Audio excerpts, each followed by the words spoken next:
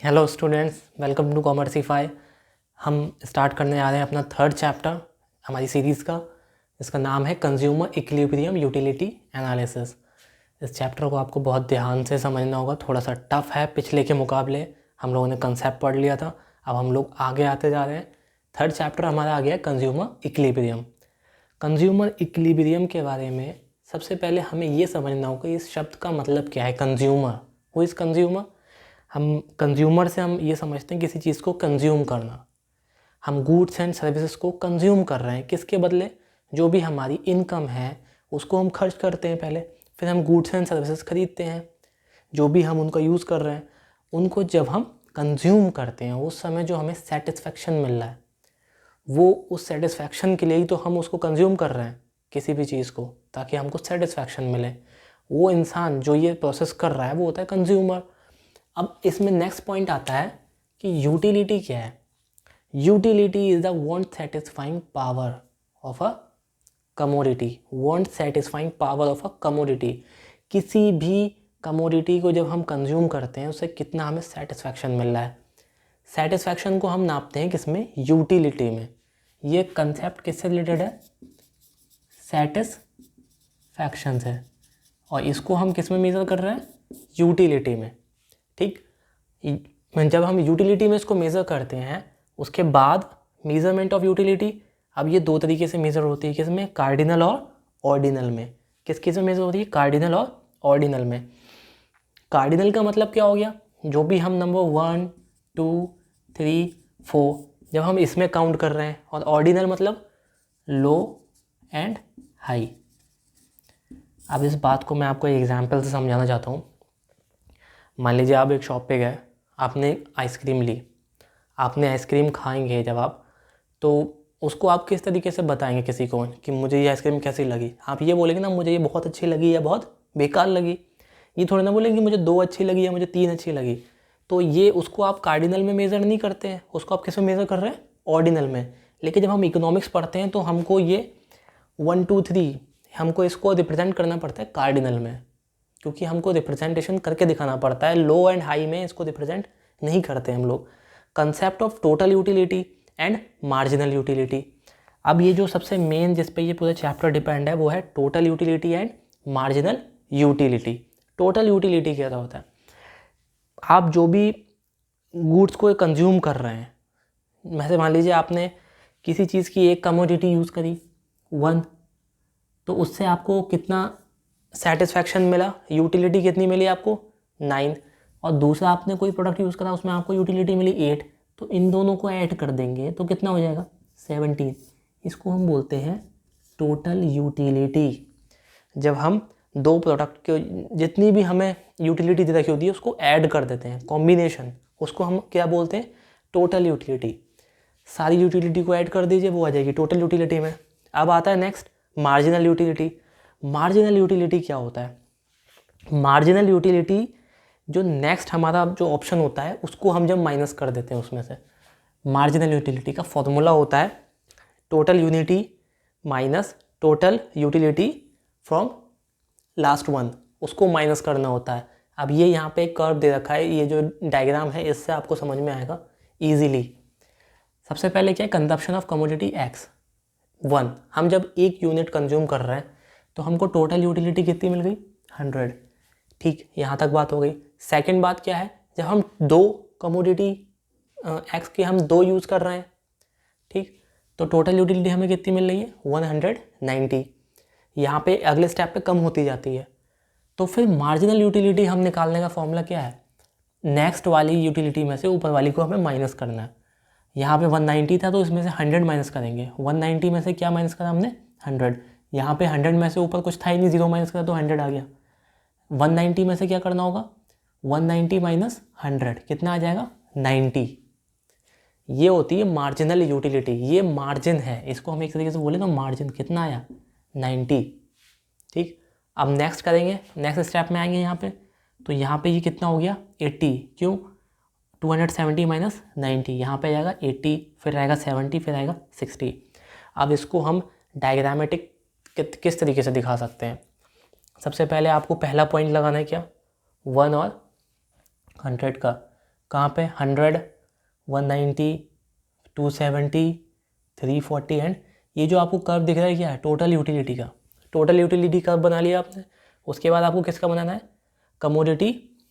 अब ये कमोडिटी क्या है, मार्जिनल यूटिलिटी कर्व बनाइए। 100, फिर 90 कहाँ होगा, 90 यहाँ कहीं पे होगा। उसके बाद 80 कहाँ पे होगा, यहाँ कहीं पे। वैसे ही ये और वैसे ही ये, इसको आप ज्वाइन कर दीजिए। ये क्या है, मार्जिनल यूटिलिटी। इसको बोलते हैं marginal utility curve.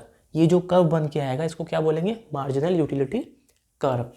Next point क्या आता है हमारा, law of diminishing marginal utility. Diminishing marginal utility, जैसे इसका नाम में दिखा है, डिमिनिशिंग मतलब कोई चीज़ कम होती जा रही है। कोई चीज़ कम होती जा रही है, हम जब एक, मान लीजिए मैंने आपको आइसक्रीम का एग्जांपल दिया था। जब आप एक आइसक्रीम खा लेते हैं तो आपको एक सेटिस्फैक्शन मिलता है। आप सेटिस्फैक्शन के लिए ही उसको अपने इनकम खर्च करी। आप एक कंज्यूमर है, आपने एक इनकम खर्च करी, आपने एक गुड परचेज़ करा। गुड्स क्या है, आइसक्रीम। आपने आइसक्रीम परचेज़ करी, आपने एक आइसक्रीम खाई, उससे जो आपको सेटिस्फैक्शन हुआ। लेकिन क्या आप जब दूसरी आइसक्रीम खाएंगे वहीं पे दोबारा पैसे खर्च करके, क्या आपको उतना ही सेटिस्फैक्शन मिलेगा? नहीं, आंसर है नहीं। इसलिए जितने भी आप स्टॉक बढ़ाते जाएंगे, जितना आप स्टॉक बढ़ाते जाएंगे कंजप्शन का, उतनी आपकी यूटिलिटी कम होती चली जाएगी। उसी को बोलते हैं law of diminishing marginal utility. मैं आपको बहुत बढ़िया एक एग्जाम्पल तरीके से समझाना चाहता हूँ। इसका एक एग्जाम्पल देता हूँ मैं आपको।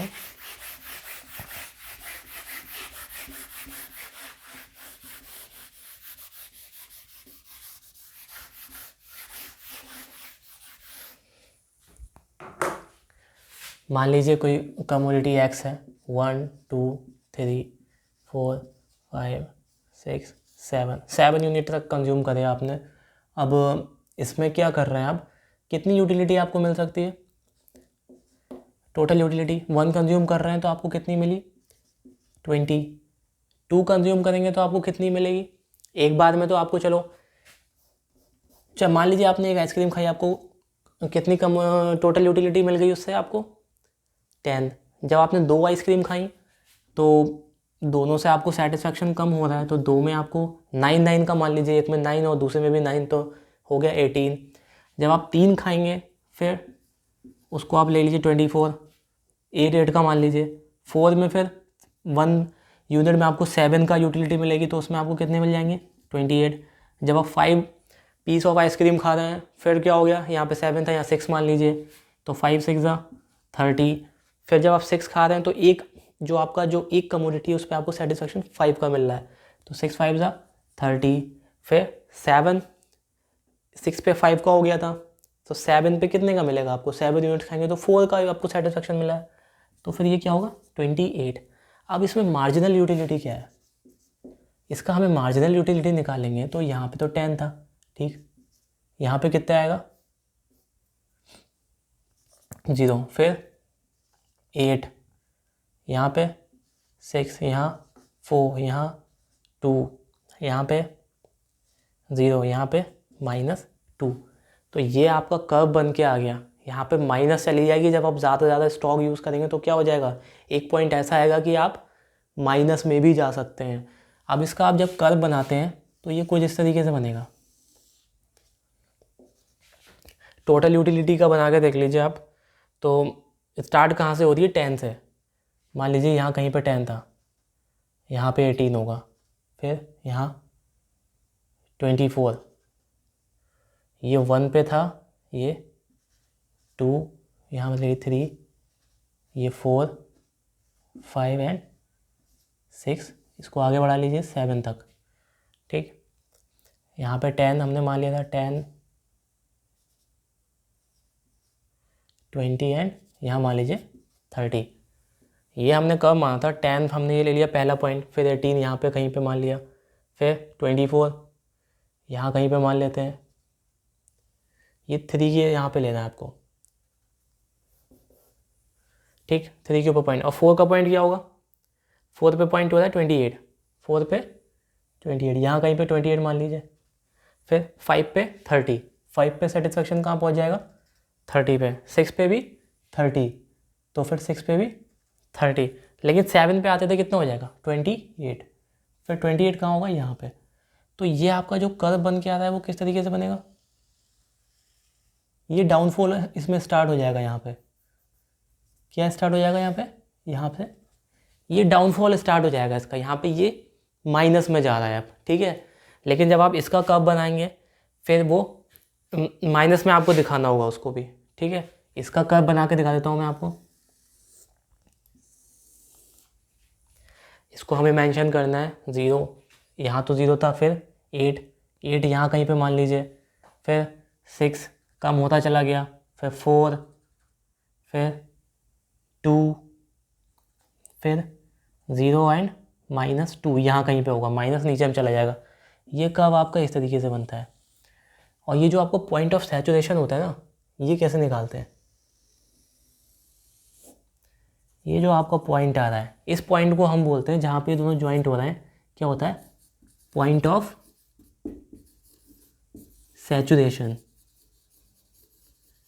इस पॉइंट को हम बोलते हैं पॉइंट ऑफ सैचुरेशन। ये दोनों, इसको हम ये भी बोल सकते हैं कि टोटल यूटिलिटी, ये टोटल यूटिलिटी का ग्राफ बनाया हमने, ये मार्जिनल यूटिलिटी का ग्राफ। अब यही रिलेशन होता है total utility and marginal utility के ग्राफ में। ये तो आधा पार्ट था इस चैप्टर का, अभी 2 पार्ट, अभी इसका थोड़ा सा टॉपिक रह गया है, वो नेक्स्ट पार्ट में समझाता हूँ, उसको भी देखना है आपको बहुत ध्यान से।